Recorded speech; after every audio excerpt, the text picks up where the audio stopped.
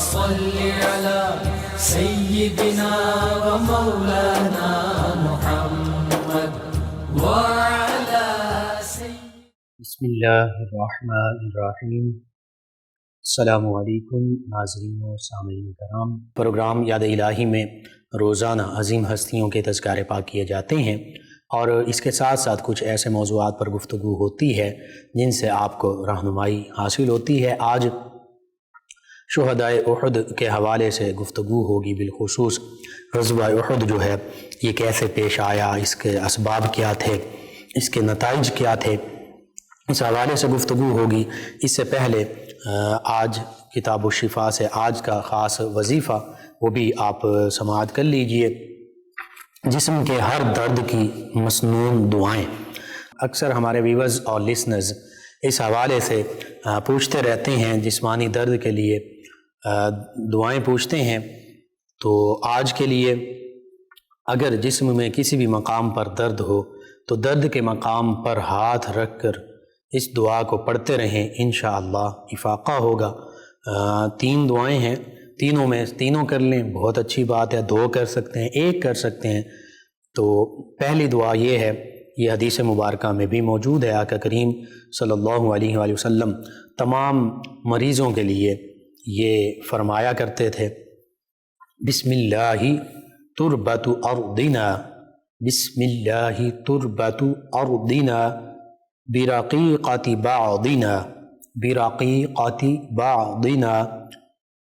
یشفی سقیمنا، یشفی سقیمنا بإذن ربنا، یشفی سقیمنا بإذن ربنا۔ ترجمہ کچھ یوں بنتا ہے کہ اللہ کے نام سے، ہمارے زمین کی مٹی سے، ہمارے باز کے لعاب سے، اللہ تعالیٰ کے حکم سے، ہمارے پروردگار کے اذن سے شفا حاصل ہوتی ہے بیماریوں سے۔ تو آقا کریم صلی اللہ علیہ وآلہ وسلم اپنا لعاب دہن مبارک لگاتے، مدینہ طیبہ کی مٹی، اور اللہ کا نام لیتے مریضوں کے لیے، اللہ تعالیٰ شفا عطا فرما دیتا۔ تو جسم کے جس حصے پر درد ہے وہاں ہاتھ رکھیں اور یہ دعا پڑھیں، انشاءاللہ اللہ تعالیٰ شفا عطا فرمائے گا۔ دوسرا مسنون، دوسری دعا، دوسرا وظیفہ جسمانی دردوں کے لیے وہ یہ ہے کہ سورۃ الاسراء، جس کو سورہ بنی اسرائیل کہتے ہیں، 15ویں پارے میں اس کی آیت مبارکہ 105، سورۃ بنی اسرائیل یا سورۃ الاسراء آیت مبارکہ 105، اس کے ابتدائی حصے کو درد کے مقام پر ہاتھ رکھ کر 21 مرتبہ پڑھ کر دم کریں، انشاءاللہ درد ختم ہو جائے گا۔ وہ آیت مبارکہ کا حصہ کیا ہے، سماعت کیجئے۔ وَبِالْحَقِّ أَنزَلْنَاهُ وَبِالْحَقِّ نَزَلَ، وَبِالْحَقِّ أَنزَلْنَاهُ وَبِالْحَقِّ نَزَلَ۔ اس کو 21 مرتبہ پڑھ کر جہاں درد ہے وہاں ہاتھ رکھ کر دم کریں، اللہ تعالیٰ شفا عطا فرمائے گا۔ تیسرا جو مسنون علاج ہے، روحانی علاج، صحیح مسلم میں یہ موجود، سیدنا عثمان بن ابی العاص رضی اللہ عنہ صحابی رسول ہیں، یہ فرماتے ہیں کہ ان کے جسم میں اسلام لانے کے وقت سے درد رہتا تھا، تو انہوں نے نبی کریم رؤوف الرحیم علیہ الصلاۃ والتسلیم کی بارگاہ میں عرض کیا، تو آقا کریم صلی اللہ علیہ وآلہ وصحبہ وبارک وسلم نے ارشاد فرمایا کہ جسم کے جس حصے میں درد ہے اس پر ہاتھ رکھو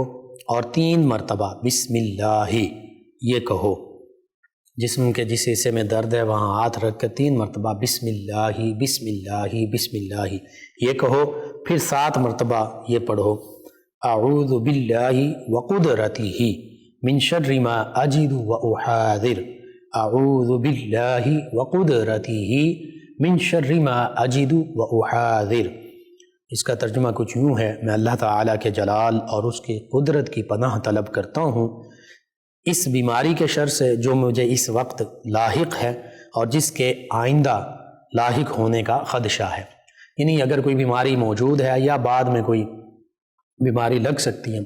دونوں کے لیے یہ دعا، یہ مسنون دعا، یہ روحانی علاج، یہ دم یہ کیجئے، انشاءاللہ اللہ تعالی شفا عطا فرمائے گا۔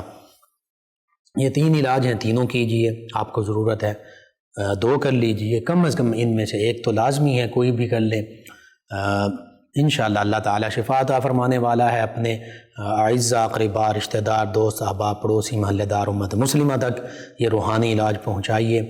میرے آپ کے ہمارے بتانے سے اگر ہمارے کسی بھی مسلمان بھائی، مسلمان بہن، کسی مسلمان فرد کا فائدہ ہوتا ہے، اللہ تعالیٰ انہیں شفا عطا فرماتا ہے، تو انشاءاللہ یہ ہمارے لیے بھی دین و دنیا آخرت میں بھلائی، فائدے، نجات اور شفا کا باعث ہوگا۔ اللہ سبحانہ و تعالیٰ ہمیں آسانیاں عطا فرمائے، ہمیں آسانیاں بانٹنے والا بنائے، مشکلات سے ہماری حفاظت فرمائے، آمین۔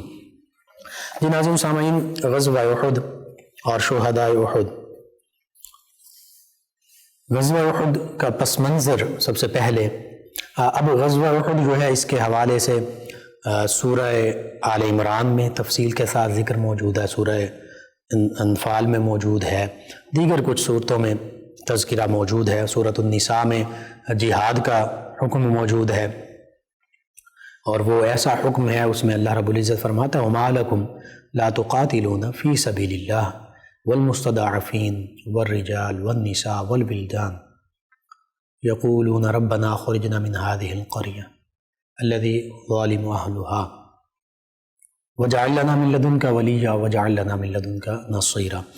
اس کا معنی اور مفہوم مختصراً یوں بنتا ہے، اللہ سبحانہ و تعالی ایمان والوں سے یہ فرما رہا ہے کہ تمہیں کیا ہو گیا ہے کہ تم اللہ کے راستے میں قتال نہیں کرتے، تم اللہ کے راستے میں جہاد نہیں کرتے، تم اللہ کے حکم پر ان لوگوں سے جنگ کیوں نہیں کرتے کہ جو ایسے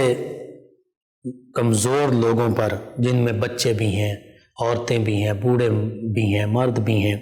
ان پر ظلم کر رہے ہیں، اور وہ کمزور لوگ وہ اللہ کی بارگاہ میں، اور وہ ظلم کرنے والے ان کی بستیوں میں، ان کے علاقے میں، ان کے ملک میں موجود ہیں، اور وہ اللہ کی بارگاہ میں یوں دعا کرتے ہیں اللہ تو اپنی طرف سے کوئی ہمارا ولی بنا دے، کوئی ہمارا حامی بنا دے، کوئی اپنی طرف سے ہمارا ناصر بنا دے، ہمارا مددگار بنا دے، ہماری مدد کرنے والا بنا دے، اسے ہم تک پہنچا دے، وہ ہمارا مددگار، وہ ہمارا حامی، یعنی اسلامی لشکر، اسلامی فوج، مسلمان لوگ، مملکت اسلامیہ کوئی ایسی پیدا فرما دے جو ہمارے حامی بھی ہوں، ہمارے مددگار بھی ہوں، اور ہمیں ان ظالموں کے ظلم سے نجات دلائیں، ان کے چنگل سے چھڑائیں۔ آج جو مسلمانوں کی حالت ہے وہ بالکل ایسی ہی ہے۔ پوری دنیا میں ہمارے مسلمان بچے، چھوٹے چھوٹے کم سن بچے، نابالغ بچے روتے، بلکتے، سسکتے، تڑپتے ہیں، ان پر میزائلز گرائے جاتے ہیں۔ فلسطین میں، کشمیر میں ہماری مسلمان ماؤں، بہنوں، بیٹیوں کی عصمت دری کی جاتی ہے۔ اسی طرح ہمارے مسلمان بزرگ، بوڑھے اور نوجوان، ان پر ظلم و ستم کے پہاڑ ڈھائے جاتے ہیں، جو نہتے ہوتے ہیں، جن کے پاس کوئی اسلحہ نہیں۔ اگر جن کے پاس اسلحہ ہو، چند ایک لوگ کشمیر میں نوجوان مجاہدین، وہ تو اپنی جان قربان کر دیتے ہیں جہاد کرتے ہوئے، لڑتے ہوئے، اپنے جتنا ان کی بساط ہے اس کے مطابق، لیکن عام طور پہ نہتے ہی ہمارے مسلمان بہن بھائی، بچے، خواتین، بزرگ وہ ظلم و ستم برداشت کرتے ہیں۔ اسی طرح فلسطین میں بھی یہی معاملہ ہے۔ دیگر ممالک جہاں شام میں، دیگر ممالک میں جہاں مسلمان مظلوم ہیں، کہیں اپنے کہیں غیر استعماری طاقتیں ان پر ظلم و ستم کر رہے ہیں، تو یہاں بالخصوص ایسے مسلمانوں کے لیے یہ اللہ کا حکم آج بھی موجود ہے کہ ان کی مدد کرو، ان کے حامی بنو، ان کے مددگار بنو، ان کی آزادی کے لیے، ان کو ظلم سے چھڑانے کے لیے تم جد و جہد کرو، یعنی تم قتال کرو، جہاد کرو، تم اپنی کوشش کرو۔ اگر تو مذاکرات کے ذریعے، یعنی گفتگو کے ذریعے معاملہ حل ہوتا ہے تو یہ بھی ٹھیک ہے، لیکن 75 سال ہو گئے ہم نے دیکھا گفتگو کے ذریعے معاملات حل نہیں ہونے والے، اور فلسطین کا معاملہ بھی تقریباً اتنے ہی عرصے سے ہے، 1948 اور پھر 1967 سے فلسطین کا معاملہ بھی ہمارے سامنے ہے۔ تو اللہ کا یہ حکم، اس پر صحابہ کرام علیہم رضوان نے عمل کر کے دکھایا۔ اگر کفار مدینہ طیبہ پر حملہ آور ہوتے ہیں تو وہ مدینہ طیبہ میں موجود مسلمان خواتین، مسلمان بچوں، بزرگوں کے دفاع کے لیے، اسلام کے دفاع کے لیے، مسلمانوں کے دفاع کے لیے، اسلامی ریاست اور سرحد کی دفاع کے لیے صحابہ کرام علیہم رضوان کبھی غزوہ بدر میں شریک ہو رہے ہیں، کبھی غزوہ احد میں شریک ہو رہے ہیں، کبھی غزوہ خندق دفاعی طور پر لڑی جا رہی اپنے ارد گرد خندق کھود کر، کبھی مکہ مکرمہ کے مسلمان مظلوم خواتین، بچے، بوڑھے، نوجوانوں کو کفار مکہ کے ظلم سے بچانے کے لیے جارحانہ وار جو ہے، جارحانہ جنگ جو ہے وہ کی جا رہی ہے۔ حتیٰ کہ اس آیت مبارکہ پر بھی اگر غور کیا جائے تو بالخصوص مسلمانوں کے حوالے سے تو یہ آیت مبارکہ ہے کہ جو مظلوم مسلمان خواتین، بچے، بوڑھے، مرد، نوجوان جو بھی ہیں، ان کی آزادی کے لیے، ان کو ظلم سے چھڑانے کے لیے قتال کیا جائے، جہاد کیا جائے۔ یہیں پر اسلام میں جو جنگوں کا حکم موجود ہے اور جو جہاد کی اقسام ہیں، ایک اپنے دفاع کے لیے جیسے غزوہ احزاب میں دفاع کے لیے خندقیں کھودی گئیں، اپنے آپ کو، مسلمانوں کو، سب کو، سرحد کو، مملکت اسلامیہ کو بچانے کے لیے یہ دفاعی جنگ تھی۔ اسی طرح غزوہ بدر اور احد ہم دیکھتے ہیں تو یہ آگے بڑھ کر لڑے تو یہ جارحانہ جنگ تھی، یہ دوسری قسم ہے جہاد کی۔ اسی طرح مسلمانوں کو کسی بھی جگہ پر، کسی بھی شہر ملک میں وہ موجود ہیں، ان پر ظلم ہو رہا ہے تو ان کو بچانے کے لیے لڑنا، تو یہ فتح مکہ ہمارے سامنے موجود ہے۔ اسی طرح بعض اوقات اگر غیر مسلموں پر بھی ظلم ہو رہا ہے تو مسلمان ان کے دفاع کی خاطر بھی لڑ سکتے ہیں، جیسے نہامند، قادسیہ اور دیگر ممالک کے جو جہاد ہوا، جو جنگیں ہوئیں خلفائے راشدین بالخصوص سیدنا عمر فاروق اعظم رضی اللہ عنہ کے عہد مبارکہ میں، تو وہاں کے غیر مسلموں پر بھی وہاں کی جو حکومتیں تھیں وہ ناجائز ٹیکسز عائد کرتی تھیں، ان کی زمینیں چھین لیتی تھیں، ان پر ظلم و ستم کے مختلف طریقے استعمال کیے جاتے تھے، تو ان لوگوں کو بھی آزاد کروایا گیا اور انہیں ان کے مذہب کے مطابق جبراً کسی کو مسلمان نہیں کیا گیا، ان کے مذہب کے مطابق زندگی گزارنے کا حق دیا گیا، ان کی عزت، آبرو، جان، مال کی حفاظت کی ذمہ داری اسلامی ریاست نے لی، اس کے بدلے وہ تھوڑا سا جزیہ وہ دیا کرتے تھے، جو کہ دوسری حکومتوں کے مقابلے میں کوئی زیادہ اس کی مالی حیثیت نہیں تھی۔ اور ایسے بھی واقعات پیش آئے کہ ایک غیر مسلم جس نے پوری زندگی جزیہ دیا، اب بوڑھا ہو گیا تو اس کی نوبت یہ آئی کہ اس کو مانگنا پڑ رہا ہے، تو سیدنا عمر فاروق اعظم رضی اللہ عنہ نے فرمایا، اس سے پوچھا تم کیوں مانگتے ہو؟ اس نے کہا کہ اب میں لاچار ہو گیا ہوں، میں نے پوری زندگی اسلامی ریاست کو جزیہ دیا ہے لیکن اب میں کچھ کما نہیں سکتا۔ تو سیدنا عمر فاروق اعظم رضی اللہ عنہ نے اس بوڑھے شخص کے لیے جو غیر مسلم تھا اور اس جیسے دیگر لوگوں کے لیے فرمان جاری فرما دیا کہ چونکہ ان لوگوں نے پوری زندگی ریاست اسلامیہ کو جزیہ دیا ہے تو اب ریاست اسلامیہ کی یہ ذمہ داری بنتی ہے مسلمان ریاست کی کہ ان ایسے لوگوں کی بھی دیکھ بھال کرے۔ تو ایسے لوگوں کے لیے بھی اسکالرشپس کا انتظام کیا گیا، وظائف جاری کیے گئے۔ تو یہ اسلامی ریاست کا تصور کوئی محدود نہیں ہے، یہ بہت خوبصورت اور بہت اہم تصور ہے، اور اس میں مسلمانوں کے حقوق تو انہیں دیے جاتے ہیں، غیر مسلموں تک کے حقوق ان کے گھر کی دہلیز تک انہیں پہنچائے جاتے ہیں۔ یہ اس کی ایک مثال میں نے ابھی عرض کی۔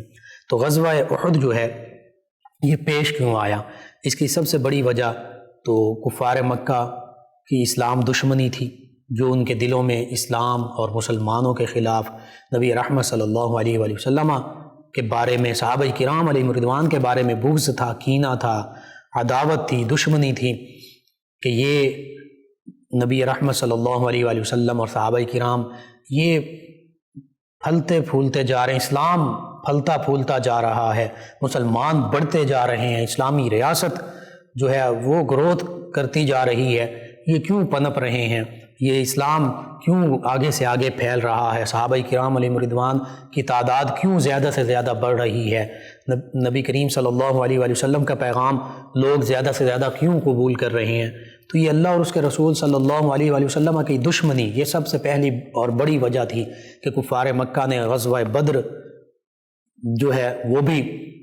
اس کے حوالے سے بھی انہوں نے پہل کی، پھر غزوہ احد میں بھی، اور غزوہ بدر دوسری وجہ تھی ان کے اس غزوہ احد کی، کیونکہ غزوہ بدر میں انہیں ذلت آمیز شکست کا سامنا کرنا پڑا تھا۔ 70 کے قریب ان کے سردار، ان کے لوگ واصل جہنم ہوئے، قتل کیے گئے، مارے گئے، جن میں ابو جہل جیسا مکہ کا بظاہر بڑا سردار تھا لیکن اسلام دشمنی میں سب سے آگے تھا۔ امیہ بن خلف جیسے لوگ واصل جہنم ہوئے غزوہ بدر میں۔ ابو جہل کو 2 کم سن صحابہ کرام علیہم رضوان نے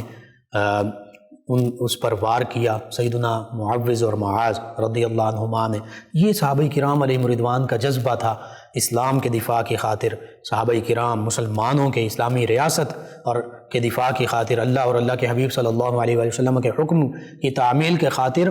وہ اپنی عمریں نہیں دیکھتے تھے، وہ اپنی جان کی پرواہ نہیں کرتے تھے، اپنی زندگی کی پرواہ نہیں کرتے تھے، اپنے گھر بار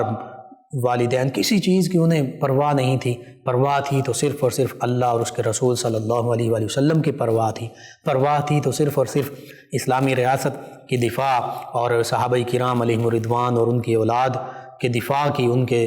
جان و مال کی حفاظت کی پرواہ تھی، اپنی پرواہ نہیں تھی۔ یہ صحابہ کرام علیہم رضوان کا جذبہ تھا، جذبہ شوق شہادت، جذبہ جہاد۔ انہی ہستیوں سے تو ہم امت مسلمہ نے سیکھا، جن ہمارے مسلمانوں نے جہاد کیا، اسلام کے دفاع کی خاطر جنگیں لڑیں، چاہے وہ ہمارے نیک عادل سلاطین تھے، چاہے وہ سیدنا عمر بن عبدالعزیز رضی اللہ عنہ ہوں، چاہے وہ سلطان صلاح الدین ایوبی علیہ رحمہ ہوں، سلطان نور الدین زنگی علیہ رحمہ ہوں، سلطان محمود غزنوی علیہ رحمہ، محمد بن قاسم علیہ رحمہ، طارق بن زیاد علیہ رحمہ، موسیٰ بن نصیر علیہ رحمہ۔ اس طرح کی ہستیاں جنہوں نے نیک عادل جو سلاطین اور حکمران تھے ہمارے مسلمانوں کے، جنہوں نے اسلام کے دفاع کی خاطر اسی طرح آقا کریم صلی اللہ علیہ وآلہ وسلم، خلفائے راشدین، صحابہ کرام، اہل بیت کرام کے نقش قدم پر چلتے ہوئے اپنی زندگیاں وقف کر دیں۔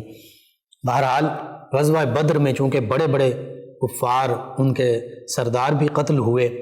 تو ان جو لوگ قتل ہوئے، کسی کا باپ قتل ہوا، کسی کا بیٹا قتل ہوا، کسی کا بھائی قتل ہوا، کسی کا چچا قتل ہوا، کسی کا بھتیجا، کسی کا بھانجا قتل ہوا، تو اب ان کے تمام رشتہ دار، مرد بھی حتیٰ کہ خواتین بھی، وہ انتقام کی آگ میں جل رہے تھے۔ ان کے دل میں بس یہی تھا کہ کسی طریقے سے ہم اپنے غزوہ بدر کے، جنگ بدر کے مقتولین کا بدلہ لے لیں۔ اس بدلہ لینے کے لیے، چونکہ غزوہ بدر 2 ہجری رمضان المبارک میں پیش آیا تھا اور غزوہ احد 3 ہجری شوال المکرم میں، تو صرف 1 سال کے قلیل عرصے کے بعد انہوں نے دوسری جنگ مسلط کر دی۔ یہ دوسرا غزوہ پیش آیا اور اس کے لیے پورا سال شام کی طرف جو ان کے تجارتی قافلے جاتے رہے، ان تجارتی قافلوں سے جتنا منافع، جتنا پروفٹ حاصل ہوا، وہ سب کا سب کفار مکہ نے جنگ کی آگ میں جھونک دیا۔ آپ اندازہ کر لیجئے، وہ لاکھوں دراہم و دینار، سونے چاندی کے سکے جو ایک ویلیو رکھتے تھے، جو حقیقی دولت تھے اس وقت، ان سے انہوں نے اسلحہ خریدا، تیر، نیزے، ڈھالیں، گھوڑے، یعنی سامان جنگ پر سب کچھ انہوں نے اپنا روپیہ پیسہ پانی کی طرح بہا دیا، اور پھر مدینہ طیبہ کی جانب چل پڑے اپنی دانست میں، معاذ اللہ ثم معاذ اللہ۔ وہ یہ سمجھ رہے ہیں کہ ہم مدینہ طیبہ کو صفحہ ہستی سے مٹا دیں گے، معاذ اللہ ثم معاذ اللہ۔ نبی رحمت صلی اللہ علیہ وآلہ وسلم، صحابہ کرام علیہم رضوان کو ختم کر کے دم لیں گے، وہ اسی سوچ میں، اسی دانست میں آ رہے ہیں۔ لیکن وَمَكَرُوا وَمَكَرَ اللَّهُ، اللہ رب العزت فرماتا ہے کہ یہ کفار اپنے مکر فریب، اپنے داؤ پیچ کھیلتے ہیں، اور اللہ رب العزت اپنی خفیہ تدبیر فرماتا ہے جیسا کہ اس کی شان کے لائق ہے۔ وہ اپنے مکر کر رہے تھے، وہ اپنی چالاکیاں کر رہے تھے، لیکن اللہ رب العزت کی خفیہ تدبیر وہ اپنی جگہ موجود تھی، جسے ہم تقدیر بھی کہتے ہیں، جس سے کوئی انسان واقف نہیں۔ تو بہرحال اب وہ 3000 کی تعداد میں ہے۔ یہاں مدینہ طیبہ میں جب خبر پہنچتی ہے، سیدنا عباس رضی اللہ عنہ جو اسلام لا چکے ہیں لیکن اپنا اسلام ظاہر نہیں کیا مکہ المکرمہ والوں پر، انہوں نے آقا کریم صلی اللہ علیہ وآلہ وسلم کی بارگاہ میں خط لکھا اور ساری صورتحال سے آگاہ کیا۔ نبی رحمت صلی اللہ علیہ وآلہ وسلم نے صحابہ کرام علیہ رضوان کو حکم دیا جہاد کی تیاری کا۔ صحابہ کرام علیہ رضوان غزوہ بدر ہی کی طرح جوش و خروش کے ساتھ جہاد کی تیاری کرنے لگے۔ پھر مشورہ ہوا، وَأَمْرُهُمْ شُورَىٰ بَيْنَهُمْ، اللہ کے حکم کے مطابق نبی رحمت صلی اللہ علیہ وآلہ وسلم نے صحابہ کرام سے مشورہ فرمایا۔ جو بزرگ صحابہ کرام تھے، بالخصوص مہاجر صحابہ کرام اور انصار میں سے بھی بزرگ بڑے بڑے صحابہ کرام، ان کی رائے یہ تھی کہ مدینہ طیبہ میں قلعوں میں بچوں اور خواتین کو محفوظ کر دیا جائے، اور پھر مدینہ طیبہ کے دفاع کرتے ہوئے مدینہ طیبہ میں ہی رہتے ہوئے جنگ لڑی جائے، جہاد کیا جائے۔ لیکن جو کم سن صحابہ کرام، جو نوجوان صحابہ کرام تھے، کم عمر صحابہ کرام، جو غزوہ بدر میں شریک نہیں ہو سکے تھے، ان کی خواہش یہ تھی کہ جیسے غزوہ بدر میدان میں لڑا گیا اور جرأت، شجاعت اور بہادری کے کارنامے دکھائے گئے اور کفار کو واصل جہنم کیا گیا، اسی طرح میدان میں کھلے میدان میں جنگ کی جائے، جارحانہ جنگ کی جائے۔ اور امیہ جو عبداللہ بن ابی تھا، یہ بظاہر مسلمان بنا ہوا تھا، اس کے ساتھ منافقین کی ایک بڑی تعداد موجود تھی، اس وقت تقریباً 300 کے قریب۔ ان کا بھی یہی مشورہ تھا کہ مدینہ طیبہ میں ہی رہ کر جنگ لڑی جائے، لیکن اللہ رب العزت نے یہ جو 2-3 صورتوں کا میں نے ذکر کیا، تفصیل کے ساتھ اس پر کلام کیا کہ جو یہ گروہ تھا عبداللہ بن ابی کا، صحابہ کرام نہیں، یہ اپنے اندر نفاق رکھتے تھے۔ ان کا مقصد مدینہ طیبہ میں رہ کر لڑنے کا یہ تھا کہ یہ صحابہ کرام خود ہی لڑیں گے، ہم پیچھے ہو جائیں گے، لیکن ہم یہ بھی کہیں گے کہ ہم بھی تمہارے ساتھ تھے۔ بہرحال نبی کریم صلی اللہ علیہ وآلہ وسلم اپنے کاشان اقدس پر تشریف لے گئے، جسم مبارکہ پر جنگی لباس پہنا، تلوار اٹھا لی، یعنی کھلے میدان میں جنگ کی تیاری کے لیے باہر تشریف لائے۔ اب جب باہر تشریف لائے تو صحابہ کرام جن کا یہ مشورہ تھا کہ ہم دفاعی جنگ لڑتے ہیں، تو آقا کریم صلی اللہ علیہ وآلہ وسلم نے فرمایا کہ پیغمبر علیہ السلام کے لیے، اللہ کے نبی علیہ السلام کے لیے یہ زیب نہیں دیتا کہ وہ زرہ پہن لیں اور وہ جنگ کی تیاری کر لیں اور پھر آگے بڑھ کر جنگ کرنے کی بجائے پیچھے لڑیں۔ تو آقا کریم صلی اللہ علیہ وآلہ وسلم کے حکم کے مطابق پھر تمام صحابہ کرام علیہم الرضوان جذبہ جہاد، جذبہ شوق شہادت کے ساتھ میدان احد کی طرف چل پڑے۔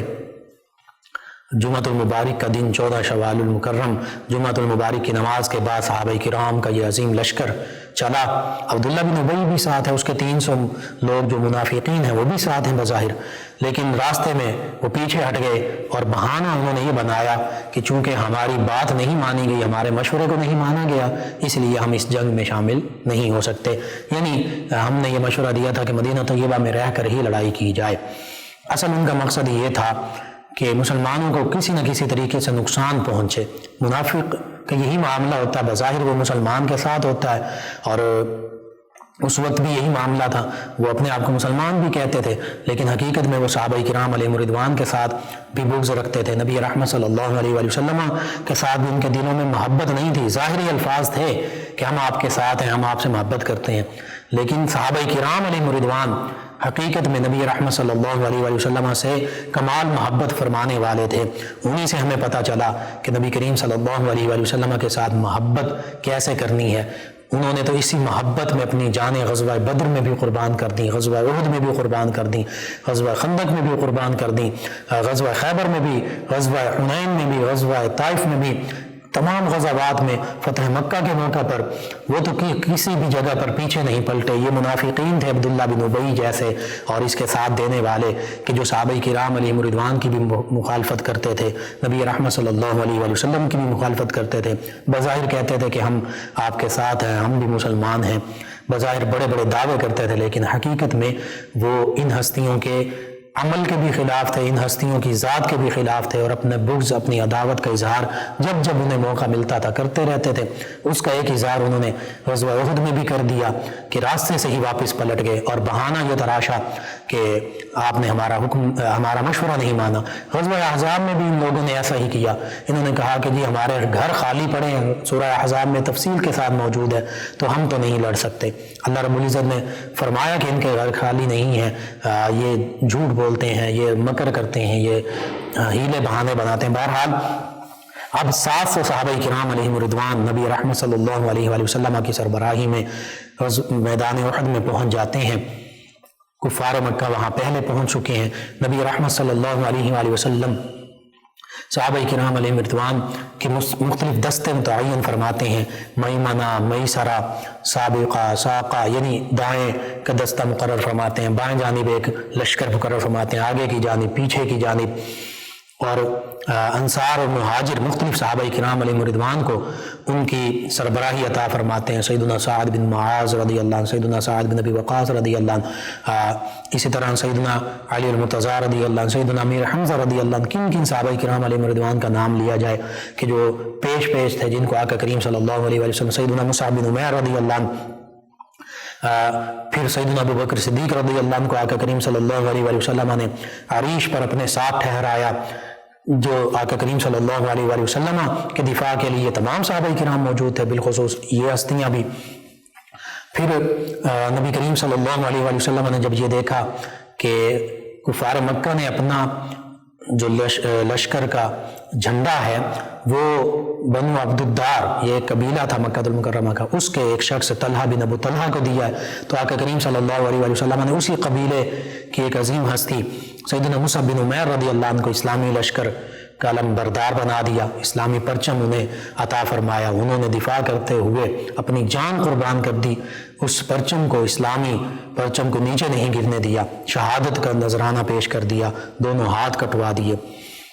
اسی طرح شروع میں جب جنگ ہوئی تو سیدنا امیر حمزہ رضی اللہ عنہ، سیدنا علی المرتضیٰ رضی اللہ عنہ، سیدنا سعد بن ابی وقاص رضی اللہ عنہ، دیگر صحابہ کرام، انہوں نے ایک ایک کر کے جو مختلف کفار مکہ کے لوگ آگے آئے ان کو واصل جہنم کر دیا۔ پھر عام جنگ شروع ہوئی اور بڑی شدت کی جنگ ہوئی، ایسی جنگ ہوئی کہ صحابہ کرام علیہم رضوان نے کفار مکہ کو میدان جنگ سے بھگا دیا۔ اس دوران ایک معاملہ یہ پیش آیا کہ جس کی وجہ سے زیادہ شہادتیں ہوئیں۔ آقا کریم صلی اللہ علیہ وآلہ وسلم نے کوہ احد کو، یعنی احد پہاڑ کو اپنے پشت کی جانب رکھا ہوا تھا، سامنے کفار تھے، اور ایک سمت میں ایک ایسا درہ تھا، ایک تنگ راستہ تھا جہاں سے یہ خدشہ تھا کہ کفار جو ہیں پلٹ کر حملہ کر سکتے ہیں، تو آقا کریم صلی اللہ علیہ وآلہ وسلم اسے درہ عینین کہتے ہیں، کوہ عینین، وہاں پر آقا کریم صلی اللہ علیہ وآلہ وسلم نے سیدنا عبداللہ بن جبیر رضی اللہ عنہ، ان کی سربراہی میں 50 تیر اندازوں کو مقرر فرما دیا اور فرمایا کہ چاہے فتح ہو یا شکست، کوئی بھی معاملہ ہو، یہاں سے نیچے نہیں اترنا۔ ادھر جب نبی رحمت صلی اللہ علیہ وآلہ وسلم اور صحابہ کرام علیہ رضوان، یعنی اسلام اور مسلمانوں کو جب اللہ تعالیٰ نے فتح و نصرت سے نوازا اور صحابہ کرام علیہ رضوان مال غنیمت سنبھالنے میں مصروف ہوئے، تو وہ 50 صحابہ کرام انہوں نے سمجھا، چونکہ کفار مکہ بھاگ چکے تھے پیٹ دکھا کر، تو انہوں نے سمجھا کہ اب چونکہ کفار مکہ بھاگ گئے ہیں، اس لیے اب ہمارے یہاں پر ٹھہرنے کی کوئی ضرورت نہیں ہے، وہ نیچے اترنے لگے۔ سیدنا عبداللہ بن جبیر رضی اللہ عنہ نے منع فرمانے لگے کہ ابھی یہاں سے نیچے نہیں اترنا چاہیے، لیکن وہ خوشی کے جذبے کے ساتھ وہ نیچے آ رہے تھے کہ اللہ تعالیٰ نے ہمیں فتح نصرت سے نوازا ہے اور کفار جو ہے وہ دم دبا کر بھاگ گئے ہیں۔ اسی دوران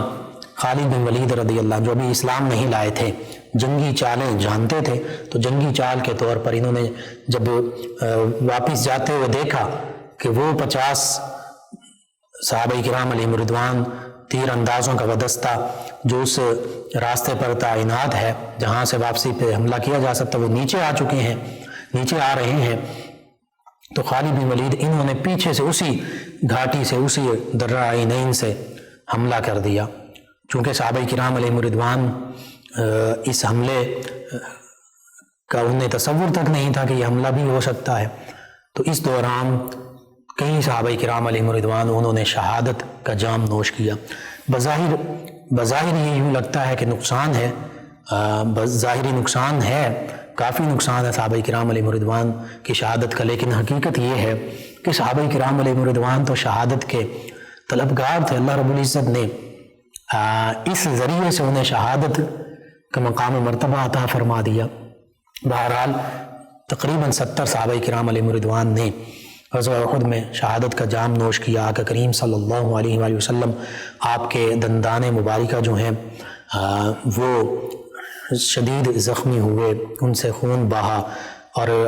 یہاں تک کہ اسی غزوہ کے دوران کفار کی طرف سے یہ افواہ پھیلا دی گئی کہ معاذ اللہ ثم معاذ اللہ محمد صلی اللہ علیہ وآلہ وسلم شہید کر دیے گئے۔ اس کی وجہ ایک یہ بھی بیان کی جاتی ہے کہ سیدنا مصعب بن عمیر رضی اللہ عنہ یہ نبی کریم صلی اللہ علیہ وآلہ وسلم سے صورت میں، شکل و صورت میں مشابہت ہے۔ جب یہ شہید ہوئے تو یہ خبر، یہ بات پھیل گئی کہ معاذ اللہ محمد مصطفیٰ صلی اللہ علیہ وآلہ وسلم انہیں شہید کر دیا گیا۔ تو ایسی حالت میں صحابہ کرام علیہم رضوان بے حس و حرکت رہ گئے، جامد ہو گئے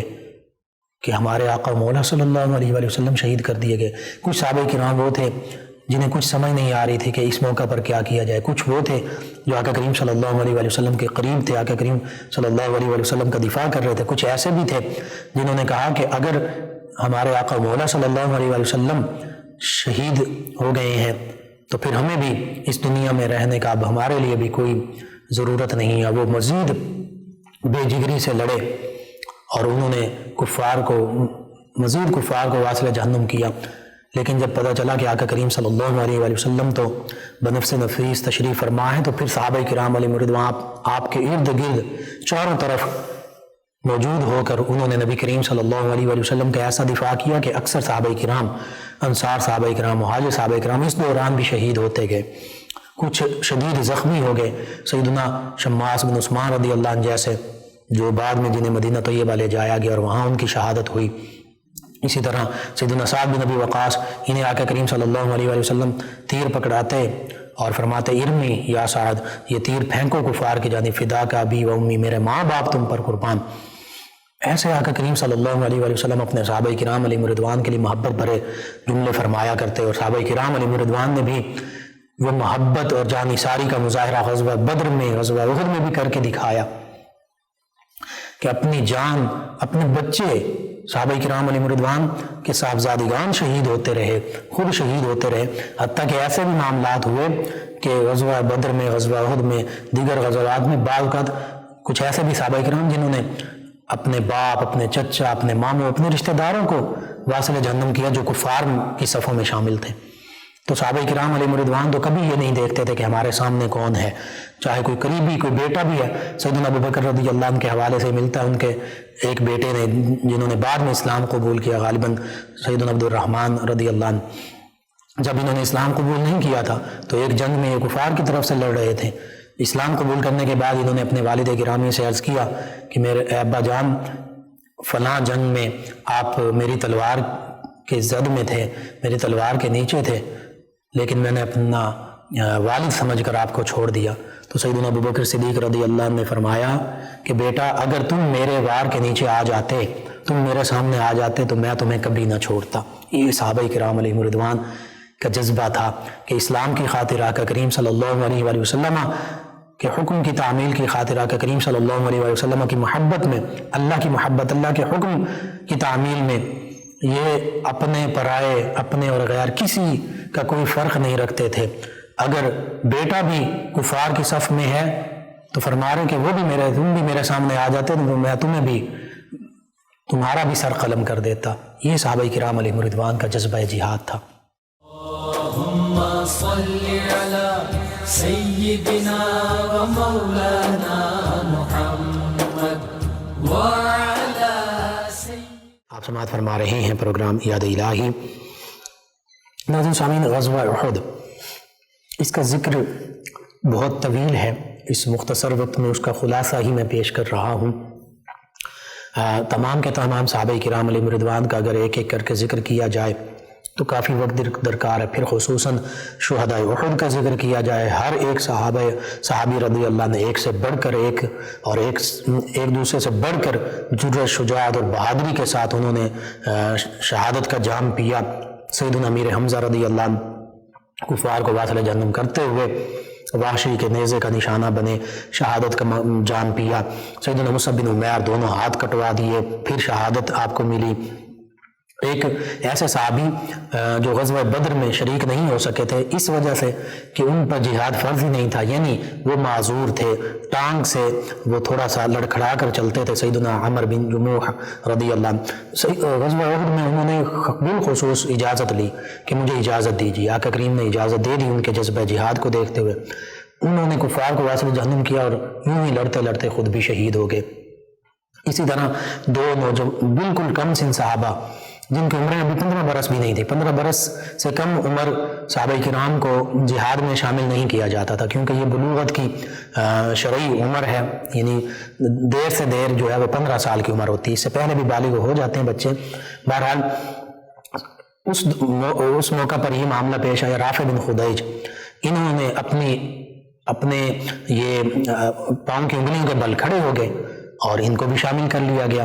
اب یہ جذبہ جہاد تھا تو سمورہ رضی اللہ عنہ وہ بھی انہی کے ہم عمر تھے، انہوں نے عرض کیا یا رسول اللہ صلی اللہ علیہ وسلم انہیں شامل کیا گیا تو میں بھی ان کے ہم عمر ہوں، میں ان کو کشتی میں پچھاڑ دوں تو کیا مجھے بھی شامل کر لیا جائے گا؟ آقا کریم نے انہیں بھی اجازت دی، انہوں نے کشتی میں رافع بن خدیج ان کو پچھاڑ دیا، انہیں بھی شامل کر لیا گیا۔ یعنی یہ صحابہ کرام علیہم رضوان اور کم سن صحابہ کرام، یہ دوسرے صحابہ کرام کے صاحبزادے تھے، صاحبزادگان تھے، صحابہ کرام اور ان کی اولادوں کا یہ جذبہ جہاد تھا، یہ شوق شہادت تھا۔ اسی طرح جو معذور ہیں جن پر فرض ہی نہیں ہے جہاد وہ بھی شامل ہو رہے ہیں، انہوں نے پھر اپنی جرأت، شجاعت، بہادری کے جوہر دکھائے۔ اور پھر صحابہ کرام علیہم رضوان میں سے ایک صحابی ایسے وہ کھجوریں کھا رہے تھے تو انہوں نے عرض کیا یا رسول اللہ صلی اللہ علیہ وسلم اگر میں اپنی جان پیش کر دوں تو میرے لیے کیا ہے؟ آقا کریم نے فرمایا جنت۔ انہوں نے وہ کھجوریں وہیں رکھی اور فوراً میدان جہاد میں آگے کفار کی صفوں کے درمیان گھس گئے، ان کو واصل جہنم کرتے ہوئے خود بھی شہادت کا جام نوش کیا اور جنت میں چلے گئے۔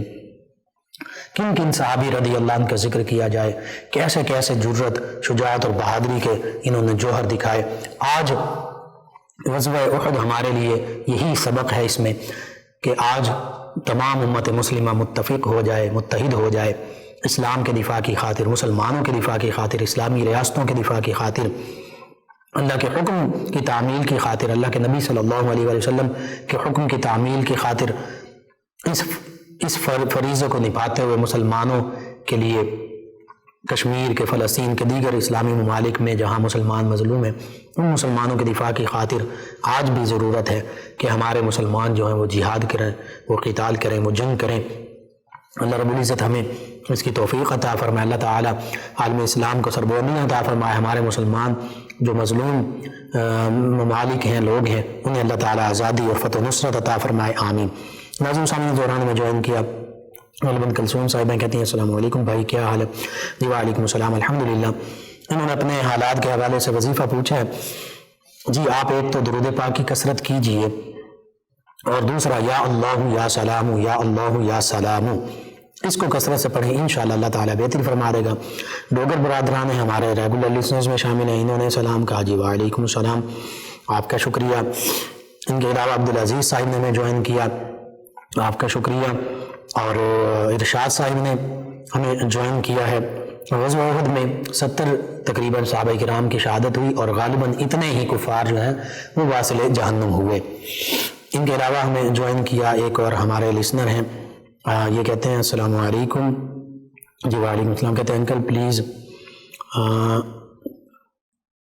چھائیوں کا مکمل حل بتا دیں، بہت کچھ یوز کیا مگر فائدہ نہیں ہوا، اس کے لیے کوئی وظیفہ بتا دیں۔ جی میں عرض کرتا ہوں اس کے حوالے سے علاج جو ہے وہ طب نبوی سے آپ کیجئے، دیسی علاج کیجئے، کسی ماہر طبیب سے مشورہ کیجئے ایک۔ دوسرا یہ کیجئے کہ سورۃ الطارق کم از کم روزانہ صبح اور شام 3 مرتبہ پڑھ کر پانی پر بھی دم کر کے پی لیں، اور اگر کوئی چیز آپ یوز کر رہے ہیں یا کر رہی ہیں تو اس پر بھی دم کر دیجئے۔ تیسرا یا رقیبو یا رقیبو، اللہ تعالیٰ کے اسم مبارک، اس کو 300 مرتبہ پڑھ کر کھانے پینے کی چیزوں پر بھی دم کیجئے، میڈیسن پہ بھی ویسے بھی دم کر لیجئے، اللہ سے دعا بھی مانگیے، اور اس میں کچھ خوراک کا بھی معاملہ ہوتا ہے، تو ساری چیزیں ہیں، دوا بھی کیجئے، دعا بھی کیجئے، اللہ پر کامل یقین رکھتے ہوئے انشاءاللہ اللہ رب العزت شفا عطا فرمائے گا۔ ناظرین سامعین، ان کے علاوہ محمد بوٹا صاحب ہیں، انہوں نے ہمیں جوائن کیا ہے اور انہوں نے ہمیشہ کی طرح بہت خوبصورت دعاؤں سے ہمیں نوازا۔ انہوں نے کہا اللہ تعالیٰ آپ کو اور آپ کی فیملی کو صحت سلامتی عطا فرمائے،